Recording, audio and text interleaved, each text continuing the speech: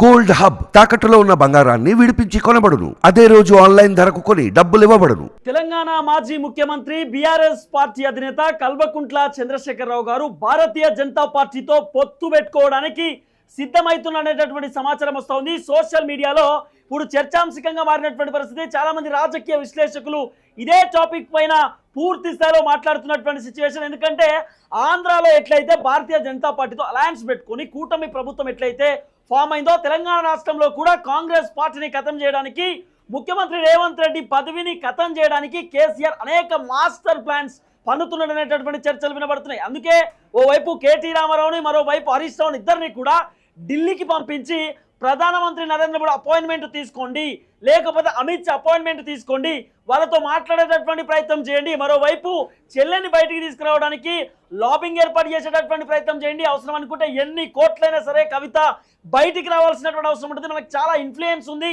10 సంవత్సరాలు ముఖ్యమంత్రిగా ఉన్నటువంటి పరిస్థితి, 10 సంవత్సరాలు బీఆర్ఎస్ పార్టీ తెలంగాణ రాష్ట్రంలో అధికారంలో ఉన్నటువంటి నేపథ్యంలో మనం కవితను 100 రోజుల పాటు జైల్లో ఉంచినాము. ఇది నిజంగా బాధాకరం అంటూ కూడా కేసీఆర్ ఓవైపు హరీష్ రావుని, మరోవైపు కేటీ రామారావుని ఢిల్లీకి పంపించడం కాక అట్లనే భారతీయ జనతా పార్టీతో మాట్లాడే ప్రయత్నం చేయండి, బీజేపీతో బీఆర్ఎస్ పార్టీ అలయన్స్ ఒప్పించేటటువంటి కార్యక్రమం చేయండి, అవసరం అనుకుంటే కేసీఆర్ మీతో మాట్లాడడానికి రెడీగా ఉన్నాడు, ఒక 5 నిమిషాల పాటు కేసీఆర్ గారికి మీరు అపాయింట్మెంట్ చేయండి, మీతో డిస్కస్ చేయడానికి సిద్ధంగా ఉన్నాడంటూ కూడా మోదీ గారికి తెలపండి అంటూ కూడా కేసీఆర్ చాలా క్లియర్ కట్ గా ఓవైపు కొడుకును, మరోవైపు అల్లుని ఇద్దరిని కూడా ఉసిగొలిపి ఢిల్లీకి పంపించారనేటటువంటి చర్చ కూడా వినబడుతున్నటువంటి పరిస్థితి. ఎందుకంటే కేసీఆర్ ప్లానింగ్స్ ఏంది, ముఖ్యమంత్రి రేవంత్ రెడ్డి చాలా క్లియర్ గా సీఎం కుర్చీలో ఉండొద్దు, కాంగ్రెస్ ప్రభుత్వం ఖతం కావాల్సినటువంటి అవసరం ఉంటుంది. ఎందుకంటే తెలంగాణ ఉద్యమకారుని సావు నోట్లో తలకాయ పెట్టి తెలంగాణ రాష్ట్రం తెచ్చినాను, నేను ఒక్కనే తెలంగాణ కోసం పోరాటం చేసిన, 10 సంవత్సరాలు అధికారంలో ఉన్నాం, సడన్ గా అధికారం కోల్పోవడంతోటే మనిషికి ఎటో అటు అయ్యేటటువంటి సిచ్యువేషన్ ఉంటుంది కదా, ఏం చేయాలో అర్థం కాని సిచ్యువేషన్లో కేసీఆర్ కనబడుతున్నాడు. ఎందుకంటే సుమారు అసెంబ్లీకి సంబంధించిన ఎన్నికలలో 39 స్థానాలు వస్తే దాంట్లో కేవలం కేసీఆర్కు 30 స్థానాలు మాత్రమే మిగిలినటువంటి దాఖలాలు మనం చూస్తాం. సుమారు 8 మంది కాంగ్రెస్ పార్టీలోకి పోయినటువంటి పరిస్థితి, ఒకటి సికింద్రాబాద్ కంటోన్మెంట్కి సంబంధించిన సీటు ఓడిపోయినటువంటి సిచ్యువేషన్ కూడా చాలా క్లియర్గా మనం చూస్తాం. తర్వాత పార్లమెంట్ ఎన్నికలలో కూడా పూర్తి స్థాయిలో కేసీఆర్ భూస్థాపితం అయిపోయింది, పార్టీ కూడా కనబడనటువంటి దశకు వెళ్ళినటువంటి ఆ నేపథ్యాన్ని కూడా మనం చూస్తాం. సో ఇప్పుడు కేసీఆర్ పాయింట్ ఏంది, రేవంత్ రెడ్డి అధికారంలో ఉంటే బీఆర్ఎస్ పార్టీని ఖతం చేసేటటువంటి అవకాశం నేలమట్టం చేయవచ్చు. ఎందుకంటే ఓవైపు బీఆర్ఎస్ పార్టీ చేసినటువంటి అరాచకాలు, కేసీఆర్ చేసినటువంటి దుర్మార్గాలు, కేసీఆర్ చేసినటువంటి విధ్వంసాల పైన పూర్తి స్థాయిలో సిట్ ఏర్పాటు చేసినటువంటి పరిస్థితి, మరోవైపు ఎన్ఫోర్స్మెంట్ డైరెక్టర్ అధికారులు తెలంగాణ రాష్ట్రంలో గత ప్రభుత్వం చేసినటువంటి అరాచకాల పైన ఎంక్వైరీ చేస్తున్న నేపథ్యంలో సో ఎట్టి పరిస్థితుల్లో సేఫ్ జోన్లో కావడానికి కేసీఆర్ రేవంత్ రెడ్డిని డీగ్రేడ్ చేయడానికి రెడీ అవుతున్నాడు. రేవంత్ రెడ్డి పదవిని ఖతం చేయడానికి కేసీఆర్ సిద్ధమవుతున్నాడు. ఇప్పుడు ఆప్షన్ ఏంది, ఒకవేళ కాంగ్రెస్ ప్రభుత్వాన్ని పొడగొట్టాలంటే, రేవంత్ రెడ్డికి సంబంధించిన ఏదైతే దూకుని తగ్గించాలంటే ఆప్షన్ ఒకటి డీకే శివకుమార్ పోయి కలిసిరు. డీకే శివకుమార్ రేవంత్ రెడ్డి సార్తో చెప్పిండు దూకుడు తగ్గించమని చెప్పి, లేదు సార్ ఖచ్చితంగా ఈ రాష్ట్రంలో జరిగిన అరాచకాన్ని ఖచ్చితంగా ఖతం చేయాలనే ఆలోచనలో రేవంత్ రెడ్డి ఇంకా దూకుడు పెంచినటువంటి సిచ్యువేషన్ మనం చూస్తాం. తర్వాత ఇటు సోనియా గాంధీ అపాయింట్మెంట్ అడిగిరు, ఇయ్యలేదు, రాహుల్ గాంధీ అపాయింట్మెంట్ కోరిరు, ఇయ్యలేదు, తర్వాత ప్రియాంక గాంధీ అపాయింట్మెంట్ కూడా కేసీఆర్కి సంబంధించిన నేతలు అడిగినప్పటికీ కూడా ఇయ్యనటువంటి సిచ్యువేషన్ మనం చూస్తాం. అయితే రేవంత్ రెడ్డి మొన్న ప్రధానమంత్రి నరేంద్ర మోడీని కూడా కలిసినటువంటి సిచ్యువేషన్ మనం చూస్తాం. అంటే మోదీతో గనక రేవంత్ రెడ్డిని దూకుడు తగ్గించమని చెప్పండి, లేకపోతే భారతీయ జనతా పార్టీలోకి మేము కొలాబ్ కావడానికి రెడీగా ఉన్నాము, కూటమిగా ముందుకు పోతాం, అలయన్స్ పెట్టుకుందాం, పొత్తు పెట్టుకుందాం, రాబోతున్నటువంటి జిహెచ్ఎంసీ ఎన్నికలు కానీ ఇతర అంశాలు కానీ గట్టిగా మనం ఫైట్ చేసే ప్రయత్నం చేద్దాం, లేకపోతే ఈ కాంగ్రెస్ ప్రభుత్వాన్ని గద్దెదించడం బీఆర్ఎస్ పార్టీకి కూడా మొదటి agenda. So Bharatiya Janata party కూడా కాంగ్రెస్ ప్రభుత్వాన్ని ఖతం చేయడం సో మీకు కూడా ఇష్టమే కాబట్టి మనం ఇద్దరం కలిసి ముందుకు పోదాం అనేటటువంటి ఆలోచనలో కేసీఆర్ మోదీకి ఒక మెసేజ్ కూడా పంపించిండు, ఫార్వర్డ్ చేసిండు. పిఎంఓ ఆఫీస్కి చేరిన తర్వాత మోదీ గారికి ఇవ్వండి అంటూ కూడా కేసీఆర్ క్లియర్ కట్ మెసేజ్ని కూడా పంపించాడనేటటువంటి సమాచారం వస్తున్నది. కొంచెం సోషల్ మీడియాలో కూడా ట్రెండింగ్ టాపిక్ గా నడుస్తున్నటువంటి పరిస్థితి. అసలు ఏం జరిగింది, ఎందుకు కేసీఆర్ సడన్ గా భారతీయ జనతా పార్టీలోకి ఈ బీఆర్ఎస్ పార్టీని కొలాబ్ చేద్దాం, కూటమిగా ముందుకు పోదాం అనేటటువంటి ఆలోచన కేసీఆర్ ఎందుకు వచ్చింది? అంటే ఫోన్ ట్యాపింగ్ వ్యవహారమా, తర్వాత ఈ విద్యుత్ స్కామా, లేకపోతే కాళేశ్వరానికి సంబంధించిన ప్రాజెక్టు విషయంలో ఏమైనా నోటీసులు వచ్చే అవకాశం ఉండొచ్చా, లేకపోతే నాకు తెలిసి 2-3 monthsలో కేసీఆర్ అరెస్టు పకడ్బందీగా జరగబోతుందనే చర్చ కూడా వినబడుతున్నది. కాబట్టి ఈ అన్ని అంశాలపైన కేసీఆర్ సేఫ్ జోన్లో ఉండడానికి ఒక డ్రామా ప్లే చేస్తున్నారు అనేటటువంటి చర్చ నడుస్తుంది. అసలు ఢిల్లీలో 2-3 రోజుల నుండి ఏం జరిగింది, అసలు ఢిల్లీ వాతావరణం ఏ విధంగా ఉన్నది, కేటీఆర్ హరీష్ రావు పోయిన తర్వాత సో ఎవరెవరిని కలిసేటటువంటి ప్రయత్నం చేసి అపాయింట్మెంట్ దొరికిందా లేదా అనేది ఈ అంశం పైన మాట్లాడడానికి నాతో పాటు సీనియర్ జర్నలిస్ట్ అతనే పొలిటికల్ ఎడిటర్ వలియన్న లైవ్లో ఉన్నాడు. వలియన్నతో మాట్లాడదాం. వలియన్న, ఏం జరిగింది ఢిల్లీకి? కేటీ రామారావును హరీష్ రావును ఇద్దరిని కూడా కేసీఆర్ పంపించిందనేటటువంటి కొంత చర్చ నడుస్తున్నటువంటి పరిస్థితి. బీజేపీతో అలయన్స్ పెట్టుకుందాం, బీజేపీతో పొత్తు పెట్టుకుందాం, కూటమిగా ముందుకు పోదాం, ఆంధ్రాలో ప్రభుత్వం ఎట్లయితే ఏర్పడ్డదో మనం కూడా ఇక్కడ ఇట్లానే పోదాం అంటూ కూడా చాలా క్లియర్గా ఒక అంశాన్ని తెరపైకి తీసుకొచ్చిన సమాచారం వస్తుంది. అసలు ఏం జరిగింది ఢిల్లీలో? సో తిరుపతి బీఆర్ఎస్ పార్టీని బతికించుకోవడానికి శతవిధాల ప్రయత్నం చేస్తున్నారు కేసీఆర్. మాజీ ముఖ్యమంత్రి బీఆర్ఎస్ అధ్యక్షులుగా ఉన్నటువంటి కేసీఆర్ చేయని ప్రయత్నం అంటూ లేదు. సో ఢిల్లీలో అక్కడ ప్రధాని మోదీతో లాబింగ్ కూడా ఆల్రెడీ స్టార్ట్ చేశారు. అపాయింట్మెంట్ అడిగినా సరే ఇవ్వని పరిస్థితి కనిపిస్తుంది. ఎందుకంటే ఆయన గత కొన్నాళ్ళుగా ఏదో రకంగా కవితకి బెయిల్ వస్తుందని చెప్పి, లేకపోతే తన పార్టీకి సంబంధించి ఇక మెరుగైన పద్ధతిలో మనం ఫాలో అయ్యి పార్టీని బతికించుకుందాం, పార్టీ మళ్ళీ గాడిని పెడదాం అని చెప్పి ఎంత ప్రయత్నం చేసినా పార్టీ శ్రేణుల్లో ఒక నిస్తేజం ఉంది తప్ప పార్టీని బతికించుకునే పరిస్థితి ఎక్కడ కనుచూపు మేరలా కనిపించట్లేదు.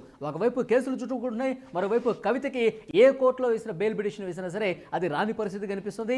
మరికొన్నాళ్ళ పాటు ఎమ్మెల్సీ కవిత జైలు జీవితం గడపక తప్పని పరిస్థితి కనిపిస్తుంది. ఎందుకంటే కోర్టులో ఎదురవుతున్నటువంటి చేదు అనుభవాలు దాన్ని రుజువు చేస్తున్నాయి. సో ఇక చేసేదేం లేదు.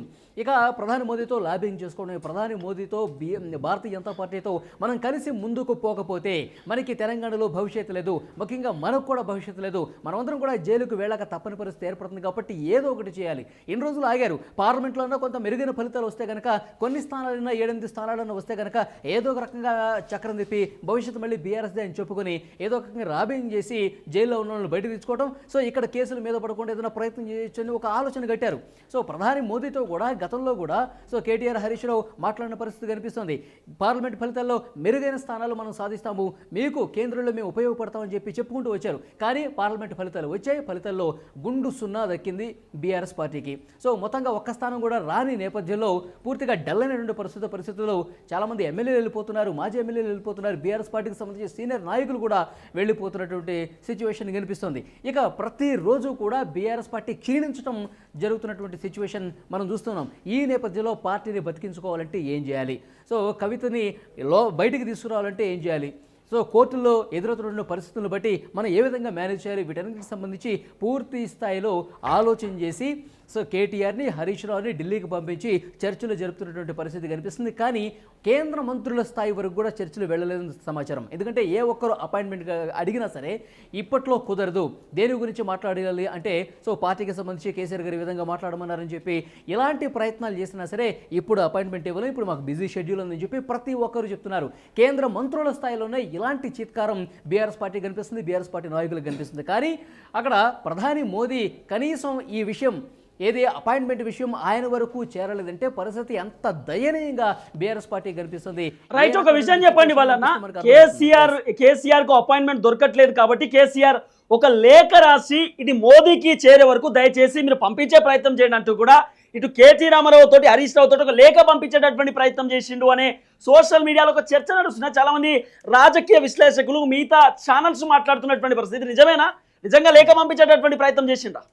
సో అంటే సోషల్ మీడియాలో చర్చ జరుగుతున్న మాట వాస్తవమే తిరుపతి, మీరు చెప్పింది కరెక్ట్. కానీ సో లేఖ కేవలం అది సోషల్ మీడియాకే పరిమితమైంది. ఎందుకంటే సో డెఫినెట్గా ఎలాంటి లేఖ రాసినా సరే, సో డైరెక్ట్గా మాట్లాడినా సరే, ఇక్కడి నుంచి ఫోన్లు చేసినా సరే అక్కడ రిసీవ్ చేసుకునే పరిస్థితి లేదు బీఆర్ఎస్ పార్టీ అధ్యక్షులకి. ఎందుకంటే అంత దయనీయమైన సిచ్యువేషన్ కనిపిస్తోంది. దీనికి కారణం ఏంటంటే ఆ పార్టీ పూర్తిగా ప్రభావం కోల్పోయింది. తెలంగాణలో బీఆర్ఎస్ పార్టీ అనేది లేదు. బీఆర్ఎస్ పార్టీకి సంబంధించి అసెంబ్లీ ఎన్నికల్లో ఓడిపోయింది, పార్లమెంట్లో 0 వచ్చింది. ఇక భవిష్యత్తులో కూడా బీఆర్ఎస్ పార్టీకి సంబంధించిన నాయకులు చాలామంది సీనియర్ నాయకులు, మంత్రులుగా పనిచేసిన వాళ్ళు కూడా మరికొంతమంది కాంగ్రెస్ పార్టీలో జాయిన్ అవుతారన్న పరిస్థితి కనిపిస్తుంది. చాలామంది భారతీయ జనతా పార్టీలో కూడా జాయిన్ అవుదామని చూస్తున్నారు. కానీ కేంద్రం నుంచి అక్కడ భారతీయ జనతా పార్టీ నుంచి గ్రీన్ సిగ్నల్ రాలేదు. బీఆర్ఎస్ పార్టీని ఎవరిని జాయిన్ చేసుకోదు, ఒకవేళ చేసుకుంటే ఎమ్మెల్యే పదవికి రాజీనామా చేసి జాయిన్ చేయించుకోండి అని చెప్పి సీరియస్ ఇన్స్ట్రక్షన్స్ ఢిల్లీ కేంద్రంగా భారతీయ జనతా పార్టీ కేంద్ర కార్యాలయం నుంచి ఇన్స్ట్రక్షన్స్ వచ్చినాయి. సో భారతీయ జనతా పార్టీలో చాలామంది జాయిన్ కావాలని అనుకున్నారు. ఎందుకంటే ఇప్పుడు భారతీయ జనతా పార్టీ కేంద్రంలో ఉంది, ఇక్కడ కొంతమంది కాంట్రాక్టులు చేసుకునే వాళ్ళు ఉన్నారు, సో కొంత లాబింగ్ నడిపించుకునే వాళ్ళు ఉంటారు. సో వాళ్ళు ఎట్టి పరిస్థితుల్లో కూడా చేసుకునే పరిస్థితి కనిపించట్లేదు. సో డెఫినెట్గా భారతీయ జనతా పార్టీకి సంబంధించి అలా సీరియస్గా చెప్తుంది, బీఆర్ఎస్ పార్టీకి సంబంధించిన ఏ ఒక్క ఎమ్మెల్యేని కానీ బీఆర్ఎస్ పార్టీకి సంబంధించిన సీనియర్ నాయకులు కానీ జాయిన్ చేయించుకోవద్దని చెప్పి ఇన్స్ట్రక్షన్స్ ఉన్నాయి. ఇక కాంగ్రెస్ పార్టీలో ఎలాగో ఇక్కడ స్టేట్లో అధికారంలో ఉంది కాబట్టి వీళ్ళందరూ జాయిన్ అవుతున్నారు. కానీ మనకు అర్థమవుతున్న పరిస్థితి ఏంటంటే బీఆర్ఎస్ పార్టీ పూర్తిగా భూస్థాపితం అయిపోతే ఆ స్థానంలో భారతీయ జనతా పార్టీ వస్తుంది. ఎందుకంటే 2028 అసెంబ్లీ ఎన్నికల్లో తెలంగాణలో గెలిచేది భారతీయ జనతా పార్టీ అని చెప్పి చాలా సుస్పష్టంగా ఒక రోడ్ మ్యాప్ కూడా లైన్ అప్ అయినటువంటి సిచ్యువేషన్ మనకు కనిపిస్తుంది. ఎందుకంటే అమిత్ షా చాలా సీరియస్గా ఉన్నారు. తెలంగాణలో బీఆర్ఎస్ పార్టీని ఎట్టి పరిస్థితుల్లో ఆల్రెడీ దాదాపు ఖతమైపోయింది. పార్లమెంట్లో 0 వచ్చిందంటేనే ఆ పార్టీ పరిస్థితి ఏంటో మనకు అర్థమవుతుంది. సో బీఆర్ఎస్ పార్టీ అనేదే ఉండదు. అలాంటి బీఆర్ఎస్ పార్టీకి మనం ఎందుకు ఊపిరులూదాలి? అలాంటి చచ్చిపోతున్నటువంటి బీఆర్ఎస్ పార్టీని మనం ఎందుకు బతికించాలి? నెక్స్ట్ రాజ్యం మందే కదా, తెలంగాణలో అధికారం సాధించేది మనమే కదా. ఇప్పుడు ఆంధ్రప్రదేశ్లో ఏ విధంగా అయితే కూటమి అధికారంలోకి వచ్చిందో, ఆంధ్రప్రదేశ్లో ఏ విధంగా ఉదయోత్సవం కలిగిందో అలాంటి పరిస్థితి, అలాంటి కూటమి ఇక్కడ మనం తెలంగాణలో కడదాము. బీఆర్ఎస్ని మనం పట్టించుకోవద్దు. బీఆర్ఎస్ చాలా లాబింగ్లు చేస్తారు కానీ వాళ్ళని ప్రధాని మోదీ అలాగే హోంమంత్రి అమిత్ షా ఇద్దరూ కూడా చాలా దూరం పెట్టాలన్న ఆలోచనతోనే చాలా స్పష్టంగా కనిపిస్తున్నారు. కాబట్టి ఇక్కడ కేటీఆర్, హరీష్ రావు వీళ్ళిద్దరిని లాబింగ్ చేసినా ఎలాంటి ఉపయోగం లేదు. నేరుగా కేసీఆర్ వెళ్ళినా సరే ఆయనకి అవమానమే ఉంటుంది తప్ప ఎక్కడ ఎవరిని కలిసే పరిస్థితి ఉండదు. అసలు అపాయింట్మెంట్ దొరకని సిచ్యువేషన్ కనిపిస్తుంది. ఇక కవిత గురించి ఒకసారి మనం మాట్లాడుకుంటే, తిరుపతి కవితకి రౌజ్ అవెన్యూ కోర్టులో కూడా ఆమెకి చుక్కెదురైంది. అక్కడ బెయిల్ రాలేదు. తర్వాత ఢిల్లీ హైకోర్టుకు వెళ్ళారు. హైకోర్టులో కూడా రాని పరిస్థితి కనిపిస్తుంది. ఇక చివరి అవకాశంగా సుప్రీంకోర్టును ఆశ్రయించే పరిస్థితి కనిపిస్తుంది. కానీ కవితని ఏదో రకంగా బయటకు తీసుకురావాలన్న తపన కేసీఆర్లో కనిపిస్తుంది. బీఆర్ఎస్ నాయకుల్లో చాలా స్పష్టంగా ఎలాగైనా కవితను ఈసారైనా మనం బయటకు తీసుకుందాం అనుకున్నారు. కానీ అలాంటి సిచ్యువేషన్ కనిపించట్లేదు తిరుపతి. ఎందుకంటే చాలా కీలకమైనటువంటి ఆధారాలు సిబిఐ దగ్గర, ఈడీ దగ్గర ఉన్నాయి. కోర్టులో అవే చూపిస్తున్నారు. కవిత ఎన్ని ఫోన్లు పడింది, ఎన్ని ఫోన్లు పూర్తిగా పగలగొట్టే పరిస్థితికి వచ్చింది, ఎవరెవరితో మాట్లాడింది, ఏ హోటల్స్లో కలిసింది, సో ట్రాన్సాక్షన్కు సంబంధించిన వివరాలు కావచ్చు, ఈ అప్రూవల్గా వచ్చినటువంటి సమాచారం కావచ్చు, ఇవన్నీ పకడ్బందీగా ఉన్న నేపథ్యంలో కవితకి మరింత ఉచ్చు బిగుసుకునే అవకాశమే కనిపిస్తోంది. ఢిల్లీకి సంబంధించి ఉప ముఖ్యమంత్రి మనీష్ సిసోడియాకి బెయిల్ రాని సిచ్యువేషన్ మనకు కనిపిస్తోంది. అట్లాగే ఈ కేసులో ఇన్వాల్వ్మెంట్ ఉన్నటువంటి వాళ్ళందరూ కూడా చాలా గట్టిగా ఉచ్చు బిగుసుకునే పరిస్థితుంది. సో అప్రూవర్గా మారిపోదాం అని చెప్పి కవిత ఒకనొక సందర్భంలో అనుకుంటే మళ్ళీ ఇక్కడ కేసీఆర్, కేటీఆర్ వీళ్ళందరూ కూడా మళ్ళీ మంత్రాలు జరిపి సుప్రీంకోర్టులో మనం ట్రై చేద్దాం, సుప్రీంకోర్టులో ఒకవేళ రాకపోతే అప్పుడు నువ్వు డెసిషన్ తీసుకుందాం అని చెప్పి కొంత సర్ది చెప్పే ప్రయత్నం చేశారు. అయినప్పటికీ కూడా కవిత కొంత గుర్రుగానే ఉన్నట్టు కనిపిస్తుంది. మీరు దేశ స్థాయిలో చక్రం దిద్దాం అనుకున్నారు, టీఆర్ఎస్ పార్టీని బీఆర్ఎస్ చేశారు, సో దేశం మొత్తం మందే అని చెప్పేసి అనుకున్నారు. కానీ కూతురు ఇక్కడ పూర్తిగా ఒక స్కామ్లో చిక్కుకుని ఉంటే కనుక పూర్తిగా కొన్ని నెలల పాటు ఇక్కడ జైల్లో గడుపుతున్న కేసీఆర్ సార్ కూడా మనకి ఇంత పెద్ద పార్టీ, ఇంత పెద్ద వ్యవస్థ, మనకి ఇంత ఇన్ఫ్లుయెన్స్ ఉంది, మనం బయటికి తీసుకురావచ్చు కదా. ఎందుకు 100 రోజుల పాటు కవిత లోపట ఉంది? ఎట్టి పరిస్థితుల్లో 1000 కోట్లు ఖర్చు అయినా సరే కవిత బయట ఉండాలంటూ కూడా కేసీఆర్, కేటీఆర్, హరీష్ రావుతో చెప్పినట్టుగా కూడా కొంత ఏది చర్చలు వినబడుతున్నాయి. ఈ అంశం కూడా కరెక్టేనా? అంటే ఇప్పుడు 1000 కోట్లు కాదు, 2000 కోట్లు కాదు, ఎంత డబ్బు పెట్టినా సరే సో కవితకి సంబంధించి బలమైన ఆధారాలు కవితకి వ్యతిరేకంగా చాలా స్పష్టంగా కనిపిస్తున్నాయి. కోర్టుల్లో జడ్జిలు కూడా దీన్ని అంగీకరిస్తున్నారు కాబట్టే బెయిల్ రావటం లేదు. ఇటు ఢిల్లీ హైకోర్టును ఆశ్రయించారు, అక్కడ కూడా అలాంటి పరిస్థితి ఎదురైంది. సో ఈడీకి సంబంధించిన ఆధారాలు, సిబిఐకి సంబంధించిన ఆధారాలు ముందు పెట్టుకుని ఇటు రెండు వైపులా బలమైన వాదనలు వినిపిస్తుకుంటున్న సమయంలో కూడా వాళ్ళు ఒకే ఏకాభిప్రాయం వ్యక్తమవుతుంది. ఏంటంటే కవిత ఇక్కడ స్కామ్లో చాలా కీలక భూమిక పోషించారు. సౌత్ గ్రూప్కి సంబంధించి 100 కోట్ల రూపాయలు ఆమ్ ఆద్మీ పార్టీకి ఇచ్చినటువంటి దాంట్లో పూర్తి స్థాయిలో ఆధారాలు లభ్యమయ్యాయి. ఈ 100 కోట్ల రూపాయలు ఇచ్చే దాంట్లో ఎలాంటి డీలింగ్స్ జరిగాయి, సో పూర్తిగా ఈ కేసులో ఇన్వాల్వ్మెంట్ ఎవరికైతే ఉందో వాళ్ళతో ఏ విధంగా మాట్లాడారో, ఎలాంటి చాట్లు చేశారు, సో ఎలాంటి కోడ్ భాష ఉపయోగించారు, ఫోన్లు ఎందుకు ధ్వంసం చేశారు, సిబిఐ విషయాలన్నీ కూడా పూర్తిగా పొందుపరిచింది. సో దీనికి పూర్తి స్థాయిలో కోర్టులో ఉన్నటువంటి జడ్జిలు కూడా కొంత ఏకాభిప్రాయం వ్యక్తం చేశారు. కాబట్టి సిబిఐ, ఈడీ తరఫు న్యాయవాదులతో సో ఇంత ప్రతికూలమైనటువంటి సిచ్యువేషన్ కనిపిస్తుంది ఎమ్మెల్సీ కవితకు సంబంధించి. సో ఇక్కడ ఎంత లాబింగ్ జరిగినా రాజకీయంగా కూడా ఏదో ఒకటి మనం ప్రయత్నం చేసి కవితను బయటకు తీసుకుందాం అనుకున్నారు. భారతీయ జనతా పార్టీ కేంద్రంలో అధికారంలో ఉంది. అక్కడ నేరుగా ఇప్పుడు కేటీఆర్, హరీష్ ఎందుకు మాట్లాడుకున్నది వాళ్ళతో అక్కడ నేరుగా సంభాషించుకుని మాట్లాడుకుని మేము మీ వాళ్ళమే, భవిష్యత్తులో బీఆర్ఎస్ బీజేపీతో కలిసి ప్రయాణం చేసేది అవసరమైతే మళ్ళీ ఒకసారి చెప్తున్నాను, బీఆర్ఎస్ బీఆర్ఎస్ పార్టీని బీజేపీలో విలీనం చేసేందుకైనా సిద్ధమే అని చెప్పి ఒక మాట అంటున్నట్టుగా తెలుస్తోంది. కానీ అలాంటి పరిస్థితి ఉన్నా సరే అది వర్కౌట్ అయ్యే సిచ్యువేషన్ చాలా కనిపించట్లేదు. ఎందుకంటే తెలంగాణలో బీఆర్ఎస్ పార్టీ పూర్తిగా లేదు, ప్రజల్లో లేనటువంటి సిచ్యువేషన్ కనిపిస్తుంది. పూర్తిగా బీఆర్ఎస్ లేకపోతే కనుక ఇక్కడ ఎమర్జ్ అయ్యే పార్టీ, ఇక్కడ అధికారానికి అవకాశం ఉన్న పార్టీ, కాంగ్రెస్కి పూర్తిగా ఆపోజిట్గా ఉన్న పార్టీ భారతీయ జనతా పార్టీ. ఆంధ్రప్రదేశ్లో కూటమి వర్కౌట్ అయింది, ఇక్కడ కూడా కూటమిని నెక్స్ట్ వర్కౌట్ చేద్దాము. ఇక్కడ BJP and Telugu Desam party, Janasena ఈ కాంబినేషన్ తెలంగాణలో వర్కౌట్ అయ్యే అవకాశం చాలా స్పష్టంగా కనిపిస్తుంది. మీరు ఒకటి అబ్జర్వ్ చేస్తే తిరుపతి, ఇక్కడ తెలుగుదేశం పార్టీ అధ్యక్షులు చంద్రబాబు నాయుడు గారు హైదరాబాద్ వస్తే బీఆర్ఎస్కి సంబంధించిన కూడా కొంతమంది ఎమ్మెల్యేలు కలిసిన పరిస్థితి కనిపిస్తుంది. గతంలో వారితో అనుబంధం ఉన్న వాళ్ళు కావచ్చు, గతంలో టీడీపీలో పనిచేసిన వాళ్ళు కావచ్చు, అనుబంధంతో కొంతమంది కలిసి ఉండొచ్చు. కానీ దీనికి కూడా కొంత ప్లాన్ కనిపిస్తుంది. ఎందుకంటే భారతీయ జనతా పార్టీలో జాయిన్ కాలని వాళ్ళు ఇట్లా టీడీపీ సాయంతో వాళ్ళు జాయిన్ అయ్యి తర్వాత ఒక కూటమిగా భవిష్యత్తులో ఏర్పాటు చేసుకుని ఒక మంచి రోడ్ మ్యాప్ క్రియేట్ చేసుకుని పోరాడితే కనుక కాంగ్రెస్ పార్టీ మీద మనకి ఇక్కడ గెలుపు అవకాశం చాలా ఈజీగా కనిపిస్తుంది. ఇక్కడ మనం అధికారంలోకి రావచ్చని చెప్పి ఇది అమిత్ షా వ్యూహంలో భాగంగా ఇలాంటి భేటీలు కూడా జరుగుతున్నట్టుగా మనకి సమాచారం వస్తుంది. సో డెఫినెట్గా చూసుకుంటే కనుక కేసీఆర్ పార్టీ పరిస్థితి అంటే బీఆర్ఎస్ పార్టీ పరిస్థితి రోజు రోజుకి దిగజారిపోతున్న పరిస్థితి కనిపిస్తుంది. ఆ పార్టీ శ్రేణుల్లో ఆత్మస్థైర్యం నింపే పరిస్థితి ఎక్కడ కనిపించట్లేదు. ఒక నిస్తేజం, ఒక నిరాశ ఆవహించుకున్న పరిస్థితి కనిపిస్తుంది. కేసీఆర్ ఎన్ని ప్రయత్నాలు చేసినా తన కూతుర్ని బయటకు తెప్పించుకోవాలనే సిచ్యువేషన్ కనిపిస్తుంది.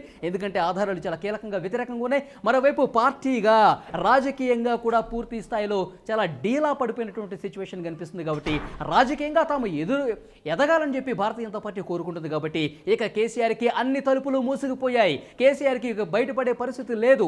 కాబట్టి రాజకీయంగా ఎన్ని ప్రయత్నాలు చేసినా, ఇంకో రకంగా ప్రయత్నాలు చేసినా వర్కౌట్ అయ్యే సిచ్యువేషన్ లేదని చెప్పి చాలా స్పష్టంగా మనకు అర్థమవుతుంది. ఇటు హరీష్ రావు కావచ్చు, కేటీఆర్ కావచ్చు, ఇంకెవరు పోయినా, కేసీఆర్ పోయినా ఎలాంటి ఉపయోగం లేదు. ఎవరు అపాయింట్మెంట్ ఎవరు దీన్ని వినే పరిస్థితి లేదని చెప్పి మనకు అందుతున్నటువంటి సమాచారం. తిరుపతి.